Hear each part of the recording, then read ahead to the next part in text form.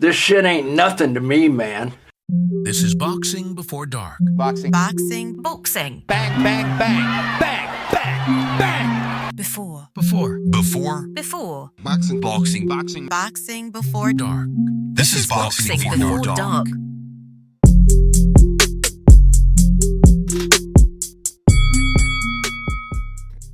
Boxing Before Dark. I can't wait for it to get dark. I'm a little sleepy at the moment. You can't. I finally... No time for sleep today, Leo. No time. No, I still got more fucking schoolwork to fucking catch up on. God, this is why I didn't go to college in the fucking first place. Because I didn't want to have to do stuff like this. Fortunately, I'm almost caught up. But still. Oh man, it's Leo, your boy. And I'm joined by Shanada. You all can't see it, but she's wearing official merch. I am. Shop.lvx.be. Go get yourself some threads. Some of the t-shirts are pretty nice, actually. They do fit a little smaller than most brands. Really? Mine, they ran a little big. Oh. I think it depends on, because it's different suppliers depending on where you are in the world. Oh, maybe I got Asian sizes. Yeah, I think so. That's unfortunate for me. I am not Asian sized. You know what else isn't Asian sized? Manny Pacquiao's calves. What a beautiful fucking segue to say Manny Pacquiao versus Mario Barrios. It's officially official. What the fuck? I know I've gone on this rant, but what the fuck? There's a date. I believe there's a venue. There's a co-main set.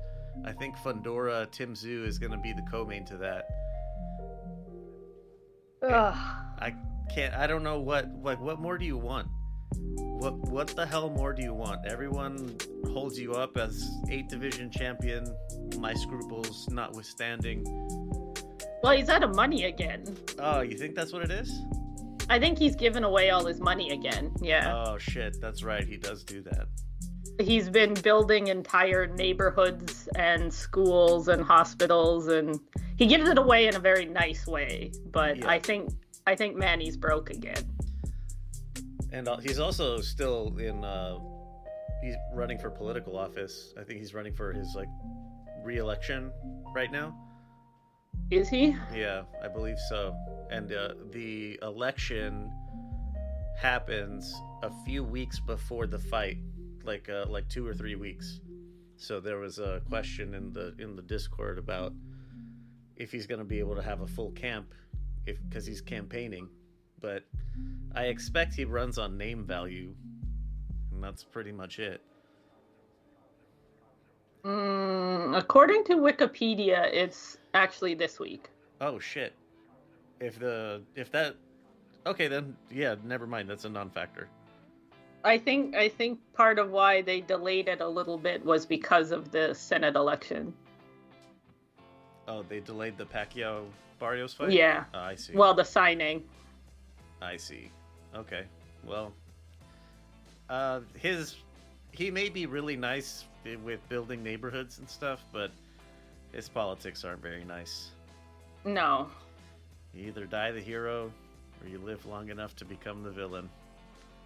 Manny is too religious to be in politics. Yeah, he's a Catholic fundamentalist or born again Christian fundamentalist or something. He's a hardliner for sure. Yeah. But I suppose if you build houses for thousands of people, they'd feel like assholes if they don't elect you, so. Yeah, he is a man of the people. Just, I guess it depends on what kind of people. Yeah. Just don't be gay. Yeah, pretty much. Man, I remember that happening when some press conference, he's like, gay people or LGBT people are lower than animals. And yeah, he lost all of his sponsorships except for the Filipino ones. That was... Which is probably why he's broke. Could be. If Manny kept his religion more to himself, he wouldn't have to fight to make money. He could be just like commercials around the world famous. Yeah, before that press conference, and it wasn't an immediate reaction where everyone dropped him. They kind of gave him a shot. Like, yeah, do you want to maybe walk that one back? And then he said, like, I'm sorry that you all don't feel the same way. I'm sorry that you don't understand that this is the way things are. Yeah, I'm sorry you're all going to hell. Yep. There's no love, or there's no hate like Christian love. Yeah. That's a good one. But as far as the fight goes, Pacquiao's too fucking old. Like, Barrios wins this, I think, and it's gonna make me sad. It's gonna make me really sad. Pacquiao had an exhibition, didn't he? Not too long ago? Yeah, And he was looked in like Japan. ass. He looked like absolute ass, and he was getting beat by a kickboxer. Yeesh. Or something. It was the Ryzen guy, wasn't it? Yeah, I know it was a Ryzen card that he was on. But yeah, losing to a kickboxer, dude. What is happening? Like, Barrios wins this. Pretty sure. Or he should win this, I guess. Yeah, puncher's chance or whatever, and it's really shitty that's what we're reducing Manny Pacquiao to, is puncher's chance. But he's too old. Right, he's mid-40s. Best days are long gone, unless he gets back on the magic shakes, the mystery drinks. I don't think that'll even help him anymore. I mean, it'll help, but it's not gonna fix it. Yeah, agility. I don't think that'll come back. That's athleticism. Well, and I don't know what kind of chin Pacquiao has anymore. That kind of goes with age. But Barrios isn't like a power threat. No, but Pacquiao's fucking ancient. Old, yeah. He's been knocked out bad a couple times. So Mario Barrios his punches are individual straws, and then Pacquiao's chin is the camel's back, and we're just gonna see which one does it, if he can do it. Well, I also heard rumors, and they are just rumors, that they wanted to have the fight somewhere else, and Pacquiao couldn't get a medical pass, so that's why it's ended up in, is it Nevada? That's a little bit more lax.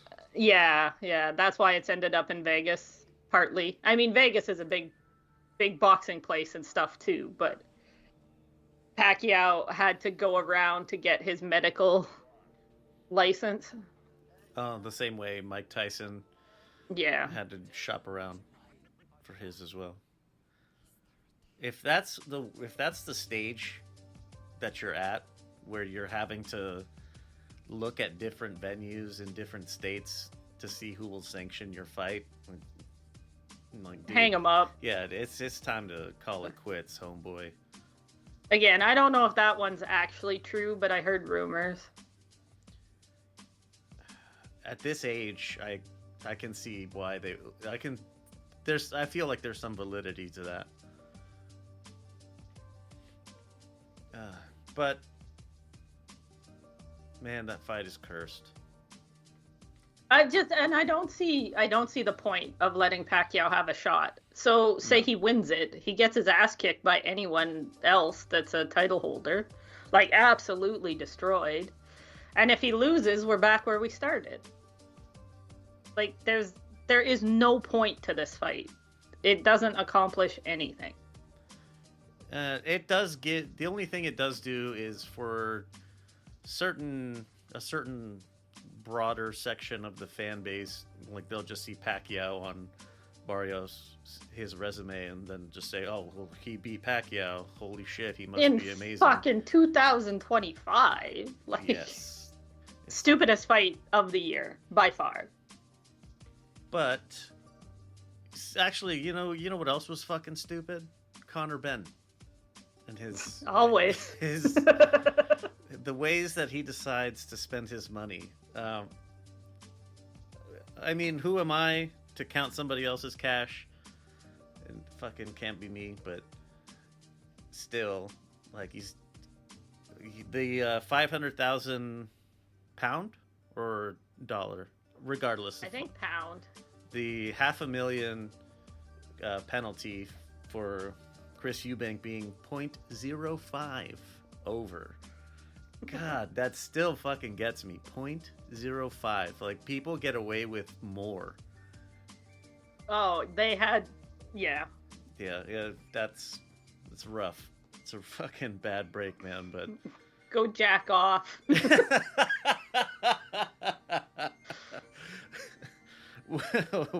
One little spooge that'll get you right under 0.05. I mean, yeah. But Conor Benn buys a Rolls Royce. That was all tricked out. So congratulations. It was an extra $500K. So I mean, you didn't dip that's a into big the purse. bonus. Yeah, you didn't dip into the purse for it. I could find better things to buy, but I guess. I would probably pull a Manny Pacquiao and like fix up a school or something. Yeah. I have all this free money. What do I do with it? I don't need it. I have plenty from the purse. I don't really need this. Time to go do stuff. Or start a scholarship fund or something. Yeah. Fucking boxing gyms. I wonder if he got it painted black with Destroyer along the side, like his shorts. Let's see if this article. That'd be has kind of it. cool, actually. Not seeing a picture of it. Probably not. That would be too cool for Conor Benn. No, it's white. He bought a white one. Oh. Nobody. Oh, apparently he has a car collection. This is one of his things. So maybe this is a different Rolls Royce. No, he bought a white Rolls Royce with this money. Yep. 280,000 pounds. Yeah. That is quite the car. I don't like white cars. I don't like white cars either, but if I could get one, I would. But I just know his it's gonna white. be dirty. He has a white convertible Porsche with a red soft top. That looks pretty good, actually. I would hope that the interior's red too. That would be. It has to be. That's just fucking sexy as all hell. I do like soft tops. But yeah, this white Rolls Royce he bought is generic as fuck. Yeah. I don't even like Rolls Royces. They look like square boxes. But anyways, Conor Benn's an asshole. Yeah, he is, isn't he? But yeah, And that's more. anybody who has a car collection that is all modern cars, extra douchey. I can only think that if you were doing it with, I don't know, like sports cars or like supercars, like you have like a McLaren and a Lamborghini and a Ferrari. No, I'm still gonna stand by it. You need at least a few classic ones tossed in there. All brand new modern cars just means you don't know how to fix a car. If all of your supercars are under warranty, but it's lame. If you buy it, if you're like a boxer, you got $500K to throw around, I would buy it fully restored. I'm not gonna restore it myself. Well, yeah, but it still means that you're scared it's going to break down on the road and you won't be able to get it running again. Conor Benn definitely calls tow trucks. I bet you he doesn't even open the hood. He just, yep, my car won't start. Where to open the hood? Google Rolls Royce fucking whatever Phantom hood latch. Yeah, where's the button to open the hood? Anyways, I think modern car collecting is kind of lame. Personally. And Connor Ben's an asshole. What kind of car would you like? The number one purchase. You get the extra $500K. What's the one you're getting? Me? Yeah.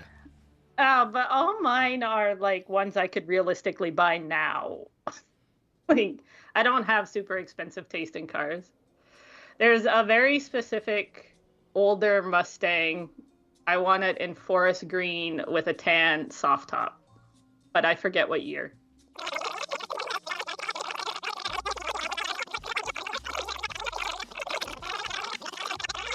We gotta move off the car conversation.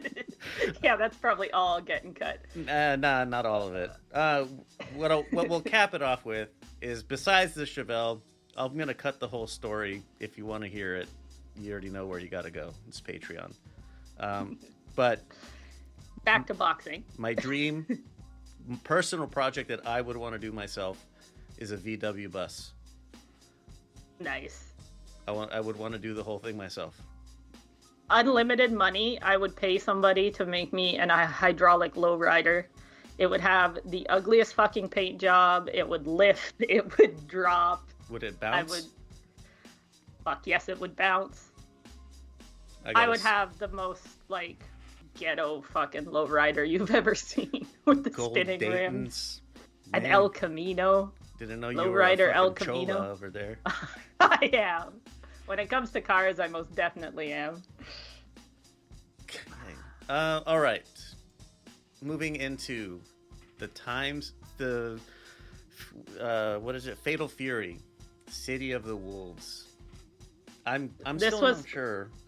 Was this called City of the Wolves because of the game, or was yes? Okay, so the game company sponsored the events to be named City. Okay, got it. I'm pretty sure Fatal Fury is the franchise, and then City of Wolves is the game that's coming out. I see. Well, so starting from the bottom of the Times Square card, it was Reito Tsutsumi versus Lavelle Whittington. Possibly the most exciting fight of the entire fucking night. Yeah, I think you're right. To his and credit, that's not good. No, that's a really low bar to set, and none of the fights clear it. To his credit, Lavelle Whittington did not show up to just lay down, despite this being like a hot prospect coming out of Japan. He's connected to the right people, and he's an amateur standout. He didn't crack under pressure. He gave him a good fight. He gave him good work. So Tsutsumi really showed out. So it was a great fight. Man. Yeah, Japan saved Cinco de Mayo weekend somehow. Oh, they did, didn't they? Looking at the rest of it. The rest of this card. So the Tsutsumi fight was what it was. Like, it was exciting enough. It's a debutante. But, yeah. So you can't expect too much. But the rest of this card was hot fucking dog shit. Like, those poop bag garbage cans at the dog run in August. This card sucked. Gross. Everything about it sucked. Well, and they just lied to people, saying you could come to Times Square and watch it. Like, one of our friends went. He flew to New York, and you couldn't see anything. They put up the big fences to keep people out. Yeah, and all they had was like 2 screens across the street. And like, if I was gonna watch it on a fucking television, I would have stayed home. Yeah, well, there was people complaining on the internet. Like, I saw a couple articles, and everyone's like, "Well, you should have made sure you could see it before you bought flights." And they're like, they said you could a month before the fight. Like, flight tickets you don't buy a week before you fly. They're too expensive. Yeah. Anyways. Like, for a trip, like, the flight's like the first thing I'm getting. Probably before the fight ticket. Depending on how popular the fight is, but Still. Yeah, like, well, in this one there was no tickets, so like your First flight come. is kind of the only thing you're buying. Yeah, first come, first serve. But apparently nobody got served. Bullshit. Absolute dog shit. Speaking of dog shit, bullshit, all of the animal shits, Arnold Barbosa just did not have the fighting spirit to even really try. After the first 4 rounds, Teofimo had him figured out, and that was game. Yeah. Tio's just good. When Tio's good, he's so good. Yeah, But- he looked like a pound for pound talent. Yeah, he was on. Yeah, it helped that Barbosa was completely flat-footed, was not interested in throwing anything more than 1-1-2, and that was pretty much it. And that it was, man, that is just not enough to step in with a With Tio. with Teofimo, who is on point. You're gonna have to do better than that. Yeah, and the fight was just so one-sided. Like, of the 3 main fights, this was by far the best, but it still was just not exciting. Nah. Once Tio Tio locked in, show up. yes. Tio showed up, and Tio looked good. And when Tio looks good, you have to be good as well. And Barbosa was just outclassed. Yep. There's levels to this. That was one of my reaction to that one was there's levels to this. Yeah.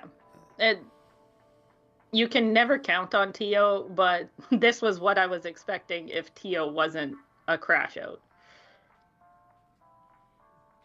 Speaking of crashing out, actually, Devin Haney versus Jose Ramirez. You may remember, beloved listener, from like last time, we were talking about, who would fall asleep? Who would do that? That would be me. This fight put me to sleep. I straight up fell asleep. It was so fucking boring. I fell asleep. Yeah, we were supposed to record right after the fights ended, and Leo just didn't show. Yeah, I was fucking dead. DED dead. Man, that was That was bad. It was rough. I think I fell asleep like round 6 or 7. It was early morning here, and I had trouble staying awake. Haney is he damaged goods, do you think? Yes. Based on that performance, Haney is never going to be good again. Unless he figures his shit out. He ran the whole time. He looked terrified. He looked so scared. Yeah. Do you remember that viral clip of that kid that definitely shouldn't have been in a boxing ring? And he looked like Haney running around, and then the guy like walks up and just knocks him out. Anyways, Ramirez couldn't catch him. Yeah. Ramirez is washed, officially washed. I was deluding myself, and I knew it. I was hoping that being able to go up and wait would save him. He can't do shit anymore. He was never fast, and he's just too slow. His feet are broken. And Haney, whatever his other faults, he's still super fucking athletic. Because there were a few times when he did let his hands go, and he looked actually fast. Like his hands were still there, but he just never threw anything. And he's scared. Yeah. He's absolutely terrified to get hit. And he had happy feet. I don't know what anyone else calls it, but like his feet were just always going. He wasn't planting at all because he was scared that if he stood still long enough, he'd get hit. It was frantic energy. Yeah. This fight really disappointed the fuck out of me. Ramirez needs to retire. I love him, but he needs to retire. And Haney looked like shit. Haney looked like a terrified little kid that was trying not to get caught. Fighting a bully, then you don't want to get hit. Yeah, like a Chihuahua versus a Bulldog. The Bulldog can't catch him, and the Chihuahua can't do shit. Speaking of Chihuahuas, Raleigh, when you made that keychain of Isaac Cruz. Oh, yeah. Yeah, so that's the segue into Ryan Garcia getting his ass beat. I was so happy. Yeah, you So made money on happy. this one, didn't you? I did. Rolly was 7-1 at the place I put my bets. My bookie paid out 7.4, I think, on every dollar. Wow. Yeah, that made up for the rest of my losses this weekend. Did you bet a lot? No, Oh, no. okay. I bet $5. But still, I turned it into almost 40. So That's really good. yeah. What are these million excuses? I didn't hear about those. Okay, so afterwards, and apparently this is more legit than I thought it was, but Ryan was saying how the no crowd made it feel really weird, and he could hear people yelling things and stuff, and he could hear the cars and the sirens, and that one is whatever. Ryan, lock the fuck in. Like, you're a professional. If you can hear sirens, it shouldn't throw you off your game. But the other one was, he said that when he was sitting in that car, it smelled like gas, and that really made him, like, sick to his stomach. But apparently, according to Paulie on ProBox, the Batmobile he came in on, the cops came and said it wasn't street legal. So they didn't actually drive it. They had people push him and the car from the hotel to his ring walk. What? Which is so fucking lame. Yeah, apparently they drove the Batmobile to the hotel, but of course there was cops around the hotel in the fight and stuff. Yeah. And the cops are like, that is not street legal. You cannot drive that to Times Square. And they got in a big argument, and they were trying to find another car and whatever, and they didn't. So they had, I guess, bouncers or somebody push the Batmobile with Ryan in it. And they just cut it camera-wise so that you couldn't tell.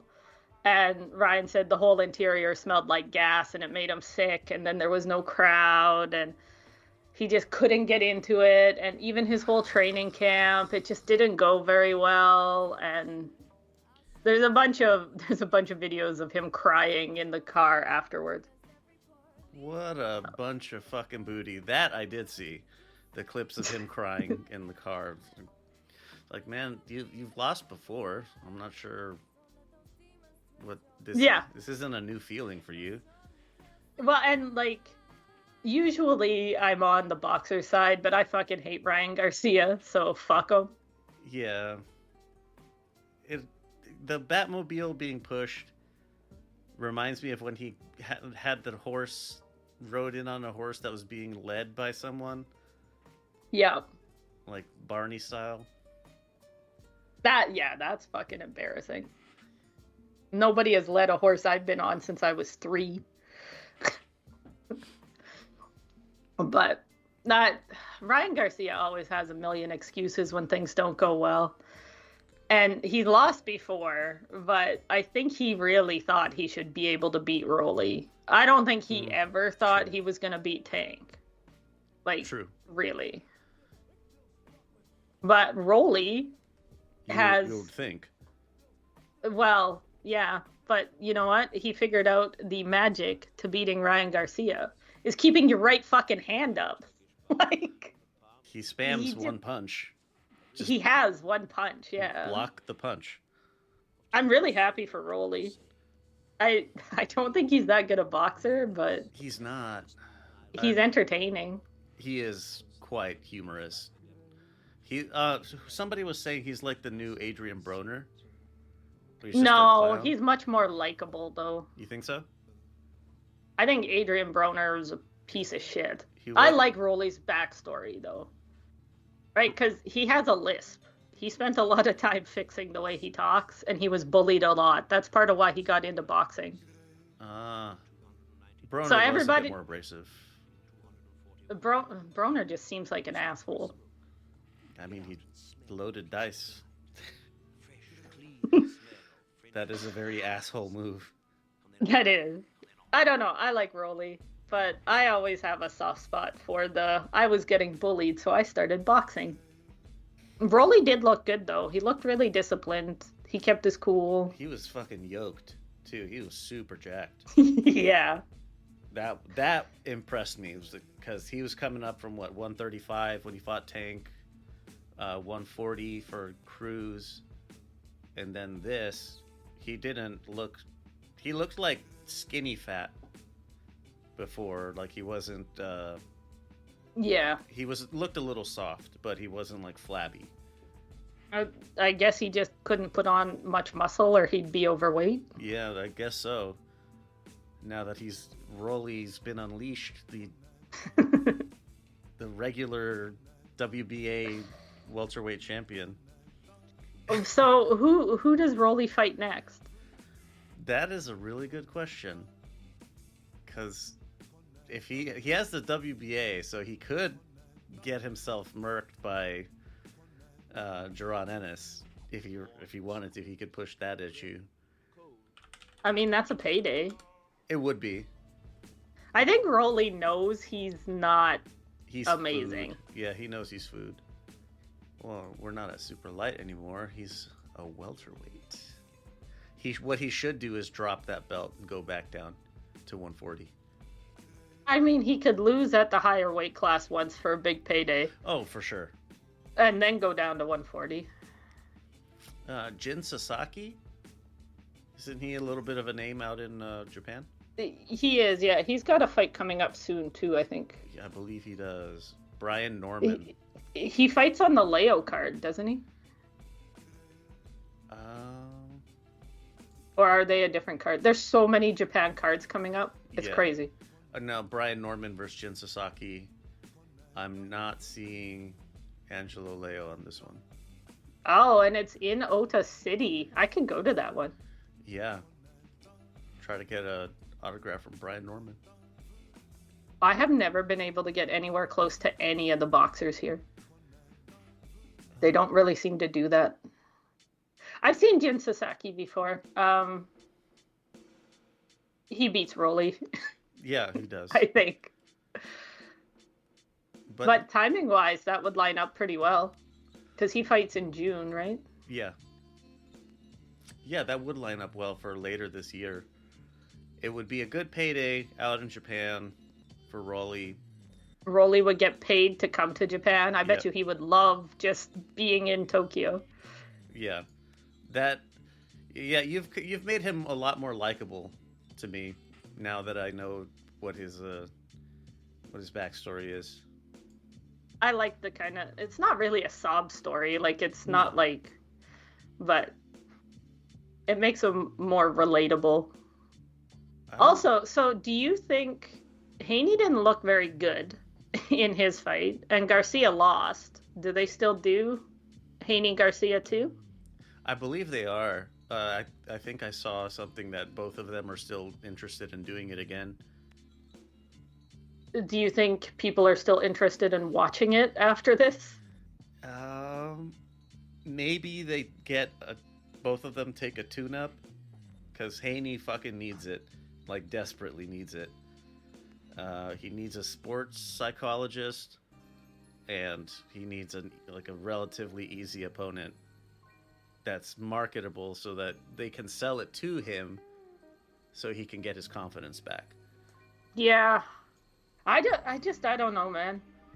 I think if you give them each a tune-up, there's a solid chance that one of them fucks it up. I'm not even joking. No, I think Garcia is the one that would fuck it up more than Haney. Probably. But I think Haney either gets his confidence back, like you said, or he does the same thing. He's not going to get hurt either way. Yeah. But I don't know. Honestly, I'm not super into the rematch anyways. But I expect they're gonna do it just because. Why Money. not? Yeah. Yeah. Speaking of money, Saudi Arabia. Mm-hmm. Another fucking Canelo card. That card was also ass. Yeah, not as good as I was expecting from the 3 fights that I was really interested in. Like, I was expecting the Canelo fight to be not good. Yes. I was not excited for the main event on this one. But yeah, I agree. A couple of the undercard things I thought would be better. I was expecting Bakoli, Ajagba. I thought Bakoli was going to do better, but the one who proved to be more versatile was Ajagba. And somehow they gave Bakoli a draw. That shit does not make sense to me. It's heavyweights. I was not strongly invested in this one at all. But yeah, I kind of thought Ajagba won too.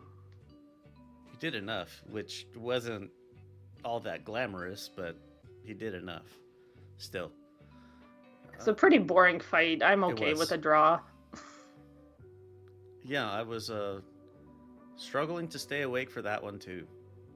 Me too. The Saudi cards are literally the middle of the night usually. I was having trouble.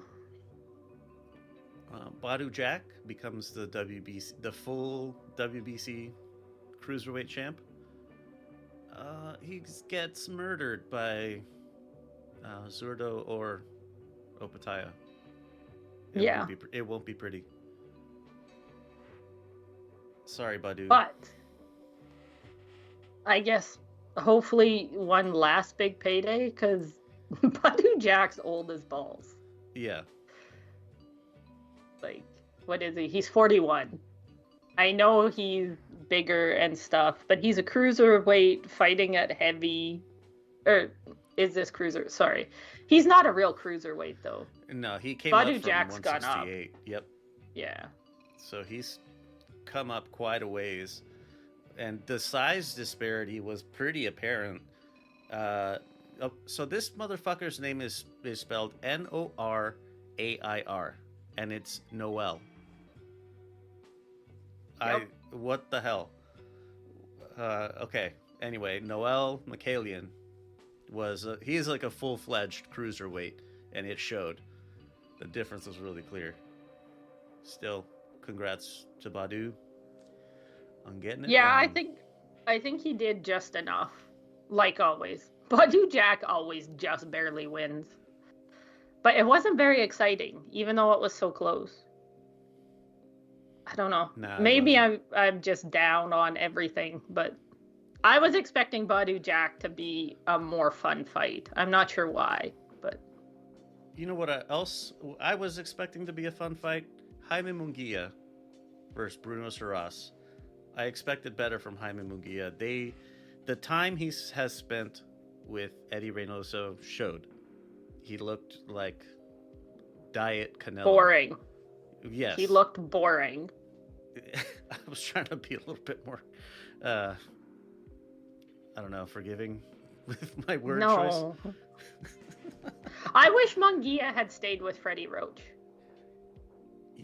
Or Eric Morales. I wanted Freddie Roach Munguia. Like, controlled fucking monging is what I wanted. But hopefully this isn't what Jaime fights like all the time now. I think he was just being cautious. Yeah. He was making sure he didn't get sparked again by some fucking unknown Frenchman. Still, regardless of how this played out. So when I was talking with Isaac and Nathan about this, we all came to a similar conclusion that Jaime Munguia needed to spark Bruno in return. And that if he... Yeah, I said that as well. Okay, because this whatever, what is it, 9-3, 9-3, 8-4, that shit. I don't care. It's not the same. He still lost. You he won the fight, but he lost the story. yeah. No, like, this fight did not make me excited to see the next Jaime Munguia fight. Nah. Also, in the series, or whatever you want to call it, Saras wins. Like, I do want to see Bruno Saras again. I was talking to somebody, and they said that they got the feeling that Saras didn't want to be a professional boxer. That this was kind of like, I'm really good at this, so I do it, but this isn't what I want to do. And they were talking about how he's in university and stuff. Huh. So I wonder if he's not that committed, and that's why he's just taking these fights and not, like, really in the world stage of boxing.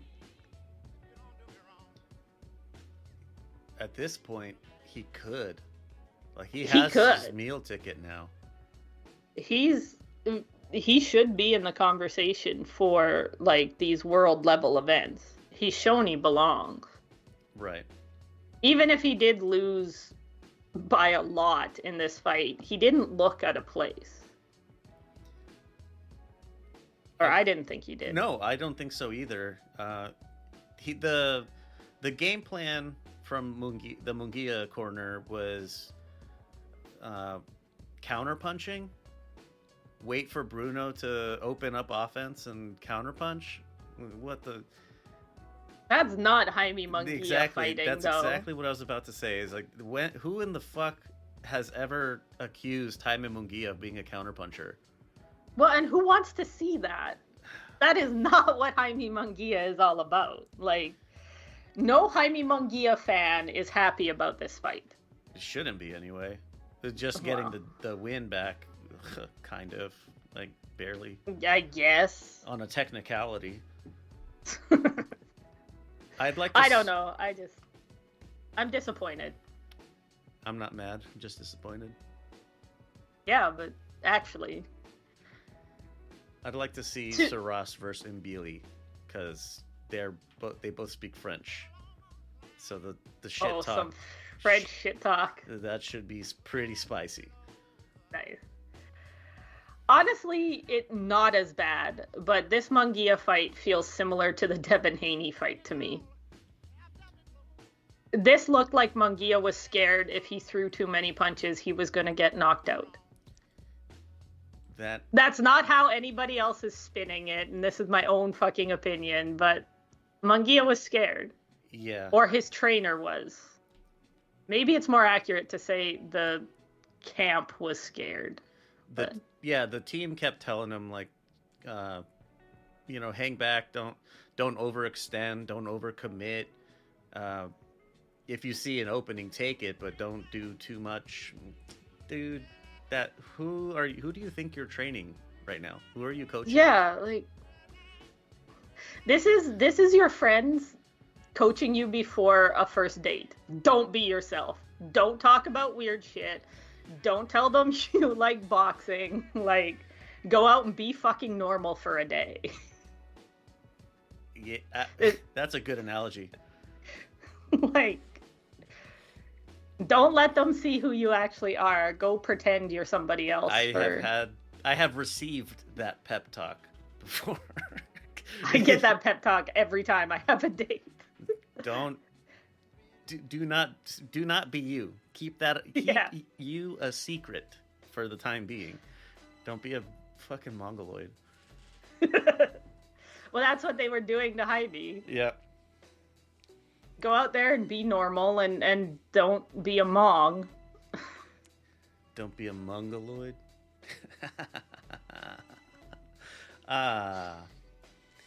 Anyways, yeah. I was disappointed. I don't know who Jaime fights next, and I'll watch it, but I hope he doesn't look like this. Yeah, I don't want to see this version of Munguia anymore. It's not fun. And it's not that good. Like, this is not what Munguia is good at. I think it's a testament to what people think. Because of Canelo, people think Eddie Reynoso is like this elite trainer that knows how to train anyone and everyone. But he trains one style, and that's Canelo. He creates replicas of Canelo. Yeah, but that doesn't make you an elite trainer. No, fuck an elite no. trainer needs to be like, this is what you're good at. This is like, they have to specialize the training for each person and their style and their abilities. Like Robert Garcia. Like Freddie Roach. Yeah. Why the fuck is Munguia here? Munguia, go home. Yeah. We liked you better before. Robert Garcia would be a good fit for him. I would say that about anyone. Robert Garcia. Because he's my favorite trainer. Yeah. Well, speaking of Eddie Reynoso training people, Canelo. Fucking what the hell was that? I knew this was gonna be bad. I told people not to buy this. Like, I had a couple people ask, should I buy this because it's, Cinco de Mayo and it's Canelo, and I said no. Yeah, don't. It's fucking terrible. I'm so happy that I paid for it, of course, because that's what I do with every single card ever. So glad. I actually did pay for this. Well, pricing differences for us. Yeah, I was gonna say here it was worth the money.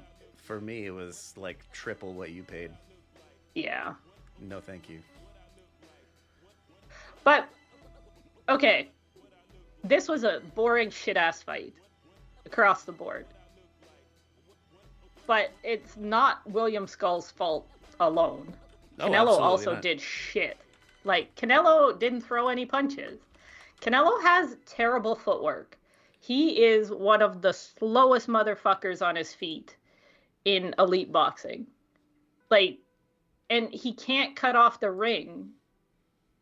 And if Canelo was some no-name nobody and Skull was the A-side, the cards would be the exact opposite. And they would have been talking about great defense and movement and... The next Floyd Mayweather. Or some other defensive whatever. analog. Yeah. I do like that the ref told them both to fucking box. Several times. That was pretty funny. And they managed to beat Rigo Casimero for least punches thrown in a 12-round fight. It's a beautiful thing. Fucking terrible. The top three lowest, or I guess bottom three, lowest punch output, all three came this weekend. I think it was 3 of the top 5. Oh, okay. All right. Because of Rigo Casimero. But it's just such a dog shit fight. Like, I think Canelo's washed, and he is very much cherry picking people. And he knows that if he goes 12 rounds, he'll get the decision unless something fucking terrible happens. And nobody's knocking Canelo out. I still think he has a great chin, but I really think Canelo's pretty washed, and he's just hiding it masterfully. I was more of the mind that as soon as the fight was over, they pretty much shunted Skull to the side, and they brought in Terrence Crawford immediately. This isn't the first time that Canelo has had a garbage fight, but it ended up that his next fight was already booked. When he fought Chavez, that fight was absolute trash, complete trash. But once the fight was over, Golovkin, you are next, my friend. And then out comes Golovkin, the music, and it's like a ring walk. And it was this whole spectacle. I think I've said this on the Discord a couple times, and people disagree with me or agree, but I think Crawford Canelo is going to be fucking boring as hell. I think Crawford's going to pot shot from the outside because he knows if he gets hit, it's going to hurt because Canelo's so much bigger than him, and Canelo won't be able to catch him. It's going to be this fight, except Crawford throws punches that do no damage, and Canelo just tanks them. Peppers him from range. Yeah, but, like, it's going to be this kind of fight, except Crawford will throw punches that do no damage. It's going to be boring.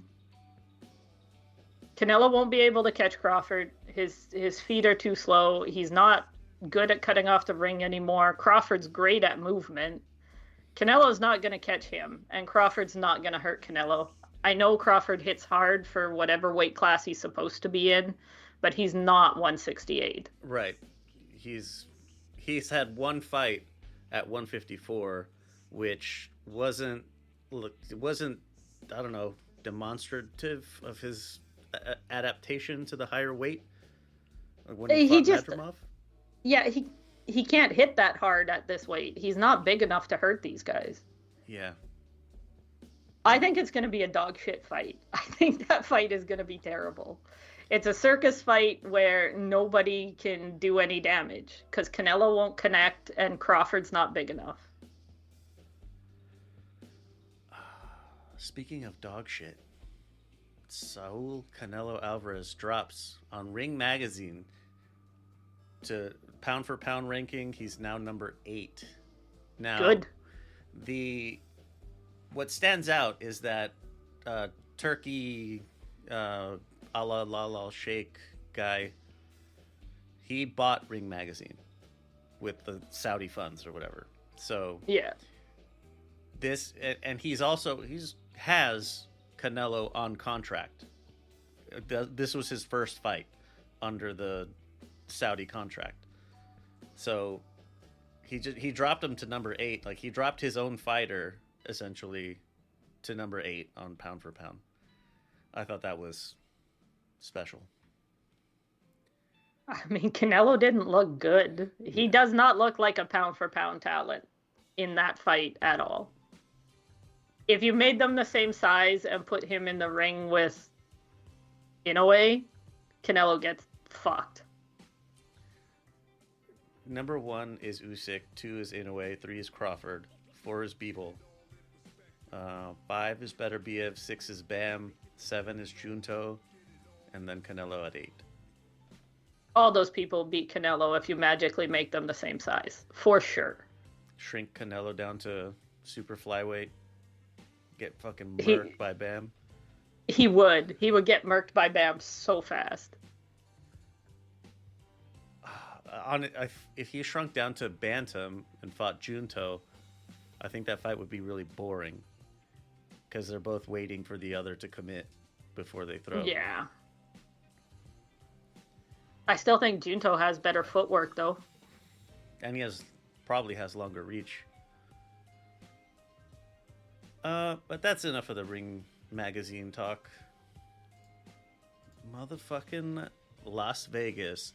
The Japanese save the weekend. The Japanese saved Cinco de Mayo.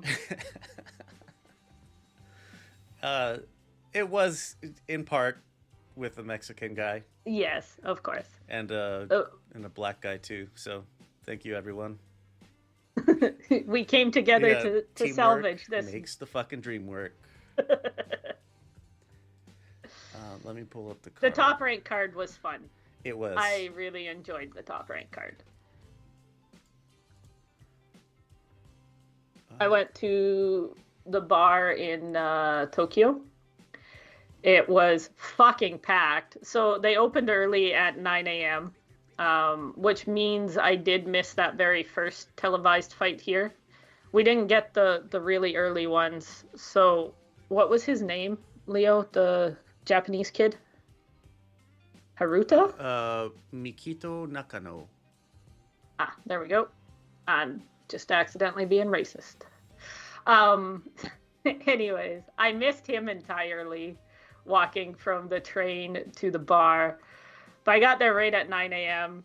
A couple of the other regulars were there. I got told to sit fucking front and center at the counter. We were assigned seats, I guess, based on how early you reserved your spot. And by, I think it was 10 o'clock, they had to go to the bar next door that was closed because it was 10 a.m. and borrow chairs to bring into the bar we were sitting in. A fucking fire hazard. If the fire department came by, it would have been bad, but they didn't, so it was okay. Yeah, it was great, though. The atmosphere was really fun. I'm glad I got my ass out of bed and went to Tokyo. Emiliano Vargas continues the hot streak, Late opponent, though. I think they didn't have... It was the legendary TBA for quite some time. So, stoppage in 2.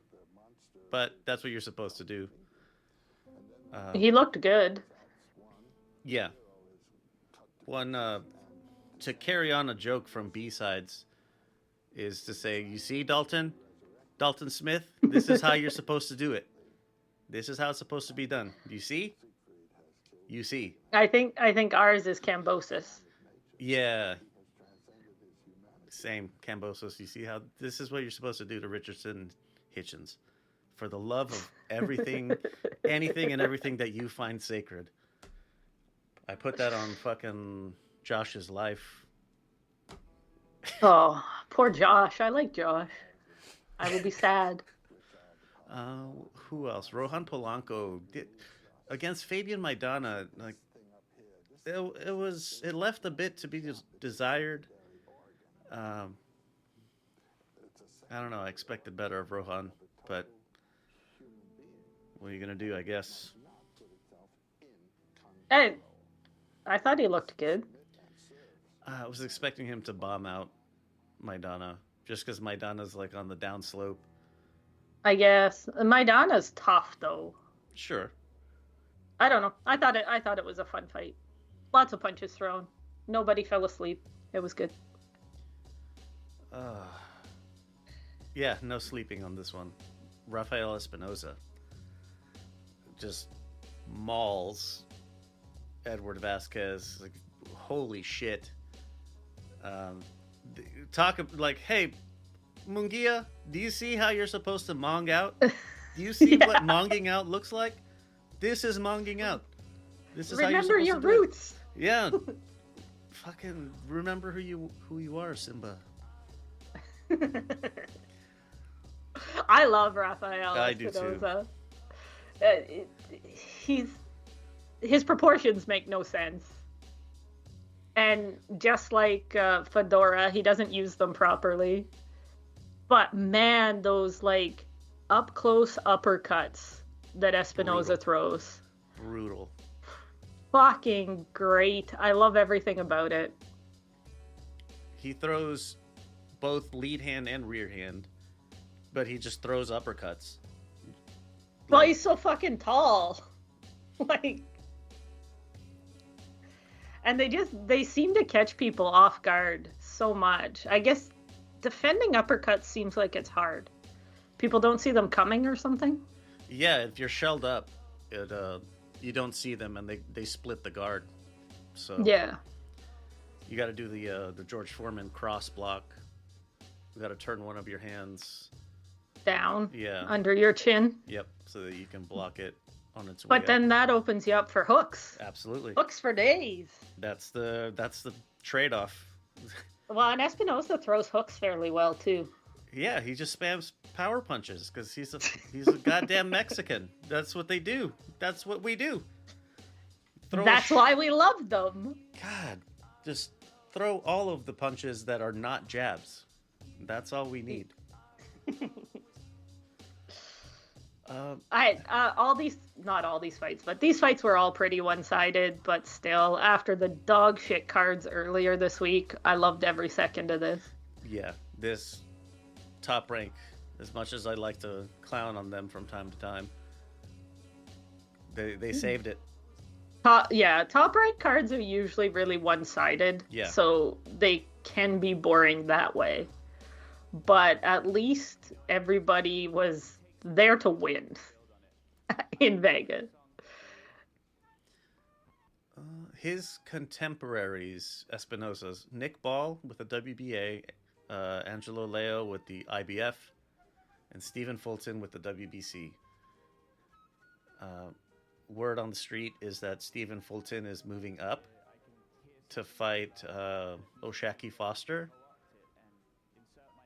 Wow, that's kind of weird. I hope it's like a champion in recess kind of thing, and he's just going up for the one. Because I would prefer that Fulton stays at 26. There's a lot of good fights to be made here. He's scared of Inoue coming up. I think that's what I had the same thought when someone said, "Oh, he's going to be going up to fight Foster at 130." I'm like, "Oh, so he doesn't want to be there when Inoue arrives." Okay, Yeah. got it. Fair. Yeah, absolutely fair. Like, I wouldn't want to take that ass kicking twice either. just looking at everyone else, like I would highly rate Fulton's chances against pretty much anybody in the division. Maybe not Espinoza because of the height and reach. Well, I think Espinoza is probably the person to beat at 126. I can't think of anybody who I am sure beats Espinoza. I got nobody. No. The only way would be Nick Ball, and because it would be really fucking weird with the height difference. They're like a foot apart. Yeah, but I don't think Nick Ball. How's Nick Ball beating Espinoza? I guess to the body. Oh, yeah, like, bull rush to the body. I don't know. That's just gonna walk him into uppercuts all day, isn't it? And he's like right at uppercut height. Like, I don't think Nick Ball has much of a chance against Espinoza. I think it would be exciting while it lasted, but I got Espinoza by KO. Tricky. Espinoza Leo might be very interesting. I think Leo loses, but maybe not. Maybe he gets real lucky. I'd like to see Angelo Leo and Stephen Fulton rematch and unify their belts. That would be cool to me. Yeah. I think Leo's he's fighting Kameda next, right? I believe so, in Japan. Yeah, soon. And Leo should win that, but you never know. Tomoki's got mileage on him. Yeah, I think Leo should win. Yeah. But 42-4. Kameda's old, but I think he's still got pop. He's 33. His losses haven't been hard ones, so like KOs, I mean. He has a funny box rec picture, Kameda. He looks like an action figure of a news anchor. Yeah. Or like the old-timey anime, like that slightly older character. The senpai of the group. Yeah, of the kid that gives him not so great advice. He's like a reformed hooligan. Yeah. Yeah. You got to get your life together. I know the type. Yeah, that's in Osaka, or I would go. Osaka has to be a 2-day trip, and it just I can't make it work. Well, I can't make it work right now at work. I really wanted to see Leo. And the main event. Now, there's a problem here. This is the second time Inoue's been dropped in the first round. He doesn't look Second hurt. round. Oh, he's in the second round this time. Still early. So he got dropped early. Yeah. He doesn't look By hurt. the exact same punch. Yes. Exactly what I was... Yeah, he doesn't look hurt, but he's falling for it every time. Yep. This And is then- the problem. Yeah, well, I've said before, Inoue gets hit. And it's why I don't want him moving up in weight like this, because eventually he's just going to stay down. He is not crazy superhuman defense. Inoue's defense is his offense, and that leaves you open. Yeah, like- the old Freddie Roach school of training. Yeah, but that's what makes him exciting. If Inoue didn't get hit, he wouldn't be my favorite. If there is no danger, I don't care. This was a great fight. This was so exciting. Fun. So much fun. And everybody was saying Cardenas is trash because he was on Pro Box. I disagree. The Pro Box fighters who escape are fucking awesome. I'm sorry. Angelo Leo's a fucking world champion right now? Yeah, and I think Cardenas will be eventually too. He's Josh put it really well on B-Sides when he said he's a worthy contender for a title, but not for Inoue. And I think that part was disproven. He has the fucking the chutzpah to to keep up with elite talent. Very well, impressive. and Cardenas looked good. Yeah. Once Inoue kind of did the shit, like I got hit, I gotta turn it up a little, I gotta keep him off me, Cardenas started wearing down, and he just started spamming that left hook, hoping it landed. And to Inoue's credit, it didn't land twice. Yeah. So, but I thought Inoue still looked great. Like, the movement, the power, the timing, it's all still there. Shot selection was that's how you broke him down. And he used his jab a lot this fight, too. He doesn't always jab that much. Usually doesn't have to. Yeah, no need. No, this was a great fight. I fucking loved every minute of it. When he went down, the bar went crazy. Like, I was at the Neary fight, and it went silent. But this time in the bar, where it's less public, kind of, everybody started yelling at the TV. It was hilarious. It went silent for Neary? Well, I was in the arena, and I see. I think the difference is that Closed doors. well, in the bar, they know Inoue can't hear him, obviously. But I think in the arena, everybody was like, "Oh no!" But in the bar, they're like, "You fucking idiot!" I see. Yeah, he's been doing that since round one. How? It's the same shit that happened with Neary. It was the exact same punch. I think as far as landing on Inoue, the jig is up. Left hook, kind of from that side angle early on before he warms up. And if you can hit him hard enough, maybe he'll stay down. But Inoue has a chin, and he recovers well. I don't care what anybody says. He has a chin.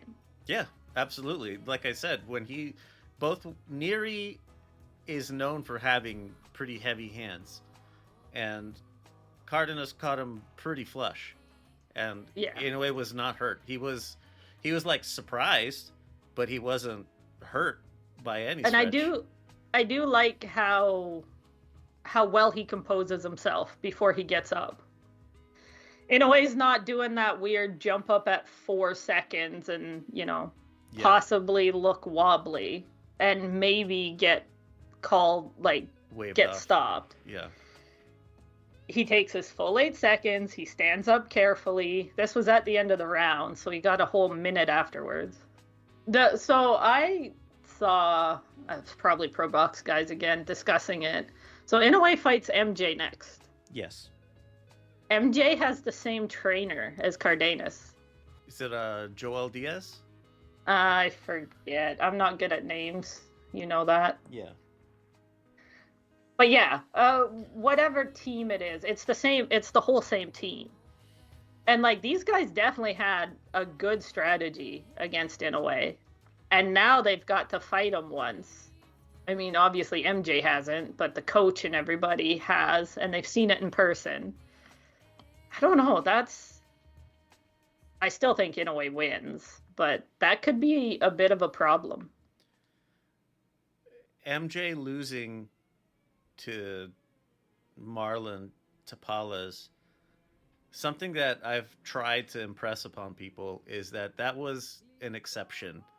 That's not the rule of what MJ is actually like. The guy can fucking fight, and losing to Tapales, he was just completely off. So don't write him off thinking you're going to get another version, the same version that fought Marlon. Oof. Oh, I think it's a very dangerous fight. Like, I also like MJ. In a way, I think is better. Yeah, absolutely. I absolutely agree. But we'll see, I guess. Oh, MJ has another fight lined up. I hate that they're doing this. So what happens if He loses. Luis Castillo somehow manages to upset him? I'm just saying. Throw MJ in the trash if that's what happens. People get sparked, guys. No one thought Saras was fuck up Jaime. Like, Yeah, that was a foregone conclusion as far as we were concerned. but I don't know. The training team having already fought Inoue makes me a little nervous, a little more nervous about the MJ fight. And Inoue doesn't belong in this weight class. I know he doesn't look that small in there, but he's not really that size. So his power's carrying him? Well, I think his power isn't as good. Like, these guys can take a hit better. They're bigger. I don't know if Inoue... He can break him down, but I don't think Inoue can one-shot MJ in any universe. I see. Inoue can break him down, and Yeah. he might get a KO. But I don't think he has one-hit power to stop MJ. He'd have to get lucky. Catch the off button like 16 years ago when Manny Pacquiao got Ricky Hatton. That was fucking awesome. 16 years ago when Pacquiao was getting a title fight. Makes perfect sense. Anyways, Inoue does it again. Nobody can bitch that he only fights in Japan now. What does that matter? Nobody bitches that Canelo had never fought outside. Well, I guess he's fought in 2 countries, but nobody bitched that Canelo had never fought outside North America. And in Vegas for the most part, for the longest time. Like, this Saudi fight was his first one outside of North America. A bunch of the Americans have never fought anywhere except America. America. I don't know. Yeah, but I'm just saying.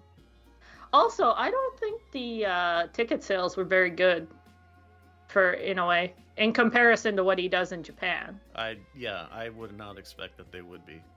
Like, I didn't see actual numbers, but I bet you he sold half as many tickets as he sells here. Ticket prices are probably twice as much though, so I guess it all works out. But yeah, we are quite a ways on time. Oh shit. Yeah, fuck that. We were on a roll. Anyways, Inoue saved Cinco de Mayo. Yeah, the Japan And versus hopefully- Mexico rivalry is the best in boxing right now, as you put it. Yeah, 100%. I think that is the only 2 countries that I care about the rivalry right now. Like, Mexico, Puerto Rico's dead. Yeah, it is. America just fights amongst itself. Yeah, it's regional rivalries. Yeah. I I guess Britain, America, and the heavyweights, but that's pretty dead. There's no American heavyweights right now. Sad times. Some quick notes before we get out of here. Coming up on the 14th, this is gonna start at like midnight or 1. Sam Goodman is back. Given that he's the headline, the card starts around midnight or 1 on the west coast of the U.S. Tack on like 4 or 5 hours before you get to the main event. What is it with Australia and these like Wednesday cards? Fucking weird. I don't know. ProBox did it, and I liked it. Yeah, but ProBox isn't Sam Goodman. Sam Goodman is ProBox, though. Should be. Fair enough. Also, on the 17th, Johnny Fisher versus David Allen, the rematch. I'm actually kind of excited for this one. I hope the White Rhino pulls it out again. Yeah, they fucked him in Saudi so bad. And then also on the 17th, the Fisher Allen, that's a British card, so that'll be around midday West Coast time. And in the evening, this is on fucking UFC Fight Pass. Weird. Do better, Tom Loeffler. Do better. Mizuki, aka Mimi, the anime girl, she's back. She's fun.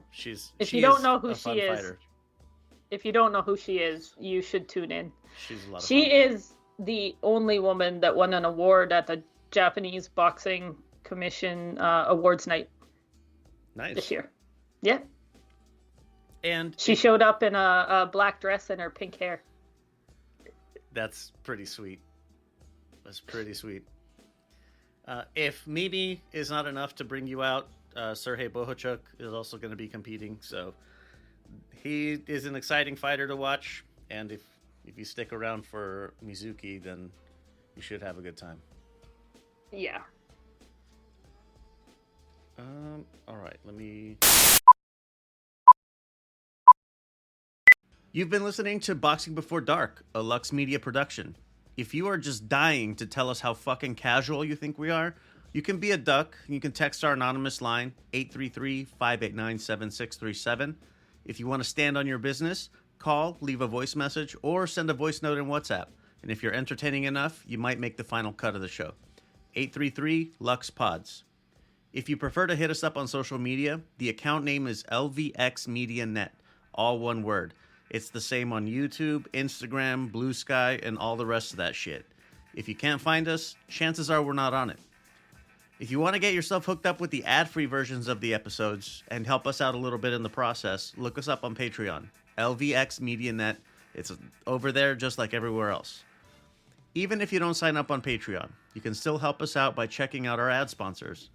You can also help by giving us a rating and a review on whatever app you're listening on. And don't forget, shop.lvx.be if you want to snag some threads. Intro and outro music by Middle of Nowhere Beats, and for more shows like the one you just listened to, go to lvxmedia.net. Alright, cool. So, parting words. Do you have a note here?